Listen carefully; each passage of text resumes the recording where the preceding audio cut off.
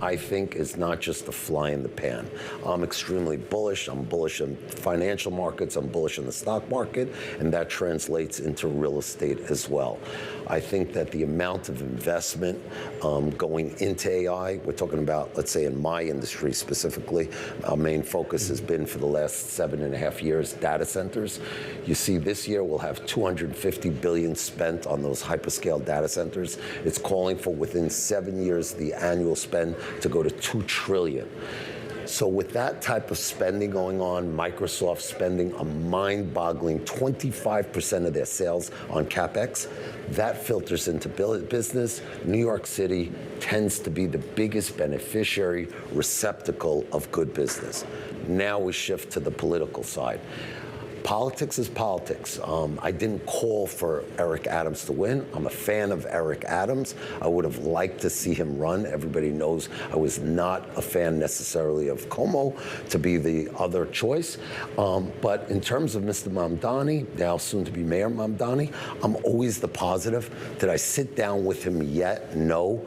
But I'm hopeful that he's getting a quick education. He seems like a smart guy and maybe could wake up to the realities that you have to win with positivity, not win with negativity. I'm somebody that spent a tremendous amount of time in the Middle East. I know one of his top agendas is Gaza and the Middle East conflict and Israel versus Syria, Israel versus Lebanon.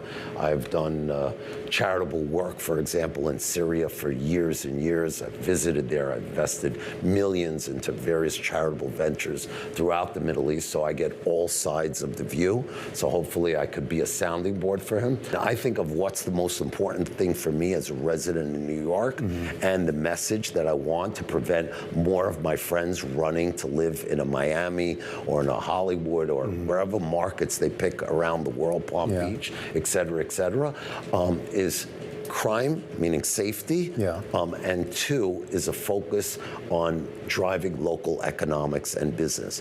And I think that seeing a Kathy Wild, seeing a Jed Walentis getting involved on the business side, seeing Tish staying on from the crime and crime prevention side, I think, you know, so far those two moves impressed the heck out of me.